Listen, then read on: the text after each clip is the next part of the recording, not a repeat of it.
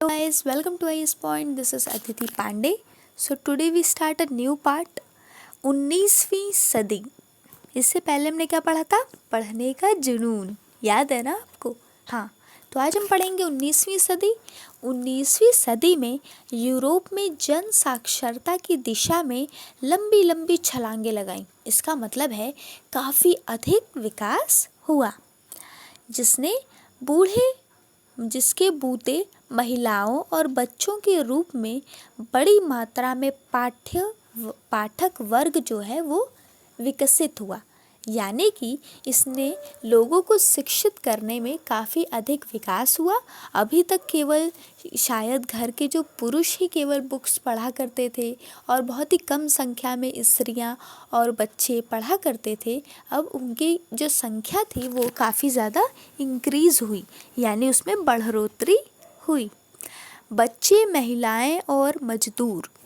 तो अब इसमें हम जानेंगे कि किस तरीके से बुक की तरफ बच्चे अट्रैक्ट हुए, महिलाएं और मजदूर भी अट्रैक्ट हुए। 19वीं सदी के आखिर में प्राथमिक शिक्षा के अनिवार्य होने के चलते बच्चों पाठकों की एक अहम श्रेणी बन गए। इसका मतलब है कि 19वीं सदी में जो प्रारंभिक शिक्षाएं होती हैं ना, क ख ग घ वाली जो बुक आती है एक छोटी सी, उस टाइप की शिक्षाएं काफ़ी ज़्यादा इम्पॉर्टेंट होने लगी।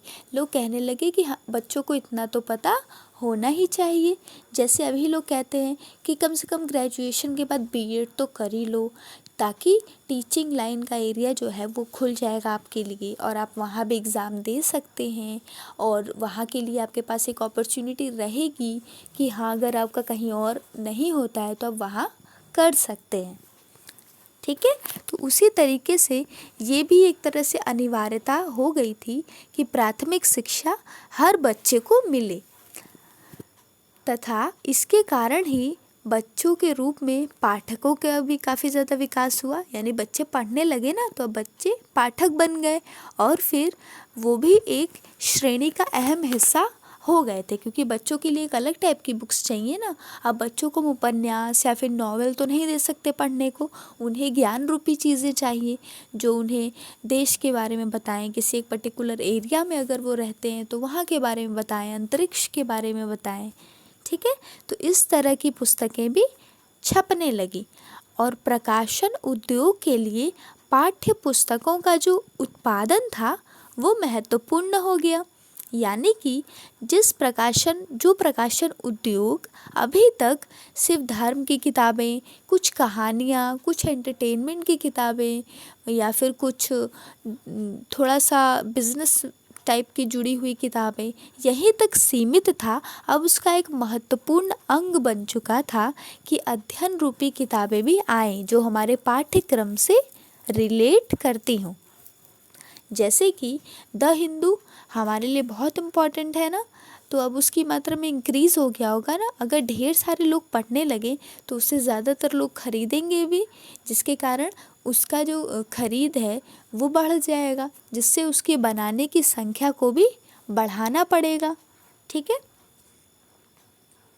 फ्रांस में 1857 में सिर्फ बाल पुस्तकें छपवाने के लिए एक प्रेस का या मुद्रालय स्थापित किया गया था। फ्रांस में 1857 में एक ऐसा प्रेस खोला गया जिससे केवल बाल पुस्तकें, इस प्रेस में पुरानी और नई दोनों तरह की परी कथाओं और लोक कथाओं का प्रकाशन किया गया, जिसमें दोनों तरह की लोक से जुड़ी कुछ कहानियाँ तथा कुछ परियों वाली कहानियाँ, इनका भी प्रकाशन किया गया। जर्मनी के ग्रीम बंधुओं ने बरसों लगाकर किसानों के बीच लोक कथाएं जमा की थी। जर्मनी के जो ग्रीम बंधु थे वो कुछ समय तक लोगों के बीच रहते थे। अगर हमें लोगों से जुड़ी कुछ ज्ञान की बातें जाननी है, उस टाइम हमारे पास बुक्स तो नहीं थी ना। जैसे मान लीजिए अगर हमें एक साल पहले का कोई करंट अफेयर जानना है तो हम अभी जान लेते। फ़ोन है, हमने गूगल कर लिया उस चीज़ को, पीडीएफ डाउनलोड कर लिया, या फिर करंट अफेयर की बुक हमने लेके रखी होगी तो वो देख लिया, या फिर हम न्यूज़पेपर देख चीज़ें हमारे पास। लेकिन उस टाइम पे तो छपाई उतनी अधिक होती नहीं थी और ना ही किसी के पास फ़ोन था, तो हम लोग जब कोई कहानी जाननी है या कोई लोकगीत जानना है तो हमें लोगों के बीच में जाना पड़ता था। अगर आज भी आपको जानना है कि यूपी का जो प्रमुख नृत्य है वो कौन सा है, यूपी की कुछ रहस्य की बातें कौन सी हैं, तो आपको यूपी के लोगों के बीच में आना पड़ेगा ना। अगर आपको जानना है कि बनारस के घाट में क्या क्या होता है, कुछ ऐसे उत्सव हैं जो कि छुपे हुए हैं, जो सबको नहीं पता है, वो बहुत ही हाइड है, उन्हें छुपा के रखा गया है, लेकिन वो हर साल होते हैं। तो इन उत्सव के बारे में सिर्फ उन्हीं को पता है जो बनारस में आसपास कहीं रहते हैं। ठीक है, तो उसी तरीके से इन लोगों को जो लोक कथाएं या लोकगीत थी उनके बारे में जानने के लिए लोगों के बीच में जाके कुछ समय व्यतीत करना पड़ा, जिससे लोगों से, बूढ़े लोग जो थे उनसे ये जान सकते थे। लोक कथाओं का प्रकाशन किया। फिर जर्मनी के ग्रीम बंधुओं ने बरसों लगाकर किसानों के बीच रहे, यानी ये काफ़ी समय तक उन लोगों के बीच रहे, उनसे तालमेल बिठाया, उनसे वो कहानियाँ जानी, लिखा। मतलब एक आदमी के बताने पे उतना भरोसा भी तो नहीं किया जा सकता ना, हमें बहुत से लोगों का ओपिनियन चाहिए होगा। मान लीजिए एक कहानी किसी ने बताई, एक कहानी किसी ने थोड़ी अलग करके बताई जो हमें ज़्यादा अच्छी लगी। जैसे कि मान लीजिए कोई डिश, ठीक है, मान लीजिए पापड़ ले लेते हैं या फिर खीर ले लेते हैं। खीर तो देश में लगभग सभी के घर बनी होगी ना एक बार, चाहे वो हिंदू हो चाहे वो मुसलमान हो, लगभग सभी के घर बनी होगी। लेकिन क्या सबके यहाँ का टेस्ट एक जैसा होता है? नहीं। आप अगर खाने चलेंगे, आप मान लीजिए 10 फ्रेंड्स हैं, ठीक है, या फिर आप ही के घर में चाची, बड़ी मम्मी, दादी, ये लोग हो गई, आपने सबके हाथ की खीर खाई होगी, सभी अलग अलग तरीके से बनाते होंगे ना। आपको किसी एक का बहुत ज़्यादा अच्छा लगा होगा, किसी का थोड़ा सा कम अच्छा लगा होगा। क्यों? क्योंकि वो अलग अलग तरीके से बनाते हैं, उनकी जो टेक्निक है वो अलग है। इसी प्रकार जब उन्होंने कहानी किसी एक या 10-20 लोगों से सुनी होगी तो उन्हें लगा होगा कि हाँ ये अच्छी है पर उतनी इंटरेस्टिंग नहीं है, ये सबको रिलेट नहीं कर सकती। और किसी से सुनी होगी तो किसी ने बहुत अच्छे से सुनाई होगी, जिससे उन्हें लगा होगा कि हाँ इस तरह की कहानी को छापा जा सकता है। तो इस तरीके से उन्होंने काफ़ी टाइम वहाँ पे व्यतीत किया, लोगों के साथ रहे तथा जाने। उनके द्वारा एकत्रित सामग्री का संपादन हुआ। फिर कहानियों को अंततः 1812 के एक संकलन में छापा गया। 1812 के एक संकलन में उन्हीं एकत्र की गई कहानियों को फिर छापा गया। बच्चों के लिए अनुपयुक्त सामग्री या जो चीज़ें कुलीन वर्गों को अश्लील लगती थी उन्हें प्रकाशित संस्करण में शामिल नहीं किया जाता था। इस बात का भी ध्यान रखा जाता था कि समाज को क्या चाहिए, क्योंकि बच्चों को तो पुस्तकें उनके माता पिता ही खरीद के देंगे ना। यदि ये चीज़ें कुलीन वर्गों को अश्लील लगती हैं कि नहीं ये चीज़ें नहीं छपनी चाहिए, तो लोगों की इंटरेस्ट को देखते हुए ही लोग किताबों को छापते थे।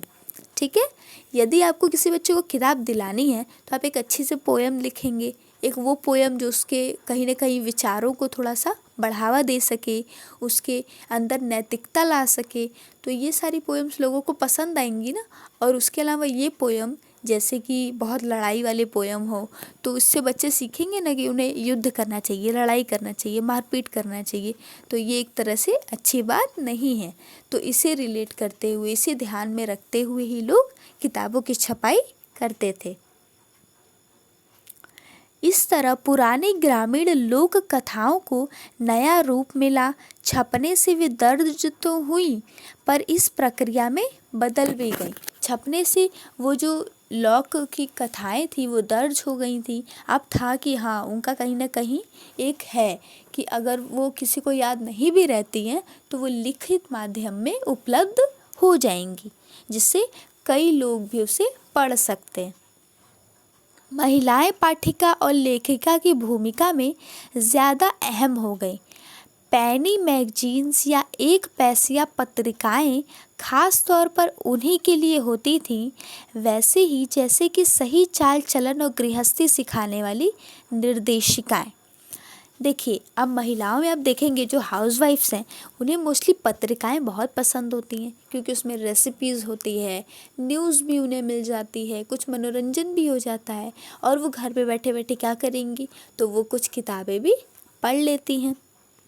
तो इस तरीके से उस टाइम पे काफ़ी ज़्यादा चाल चलन में थी ये मैगज़ीन्स। अभी भी 10 सालों पहले तक मैगज़ीन्स कितनी चाल चलन में थी, सभी के घर में होंगी, लेकिन 10 साल पुरानी। अब तो मैगज़ीन्स बहुत ही कम लोग पढ़ना पसंद करते हैं, क्योंकि किसी के पास टाइम ही नहीं है ना।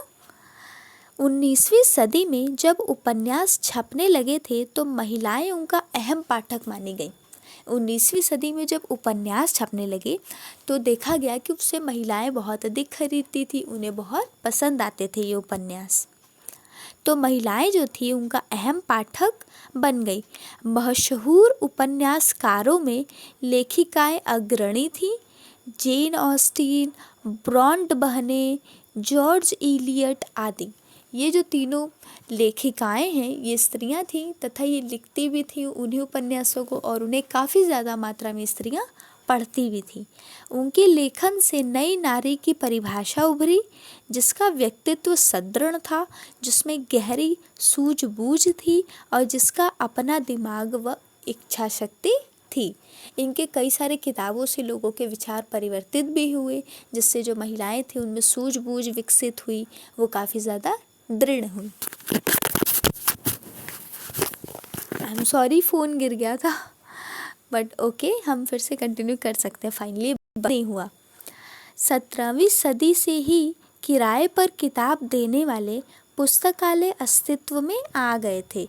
यानी 17वीं शताब्दी से ही किराए पर जो किताब देते थे ना, जैसे आपने देखा होगा कॉलेज के बाहर कुछ बुक्स मिलती हैं कि आपने उन्हें कुछ पैसों पे ले लिया, फिर आप उसे साल भर अच्छे से पढ़ते हैं, फिर आप वापस कर देते हैं, तो उसमें से जो अंकल हैं दुकान किताब वाले, वो कुछ पैसे काट के आपको दे देते।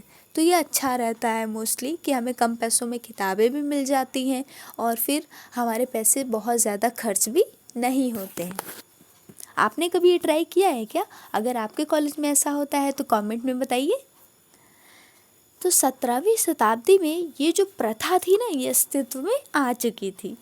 19वीं सदी के इंग्लैंड में ऐसे पुस्तकालयों का उपयोग सफ़ेद कॉलर मजदूरों, दस्तकारों व निम्न वर्गीय लोगों को शिक्षित करने के लिए किया गया।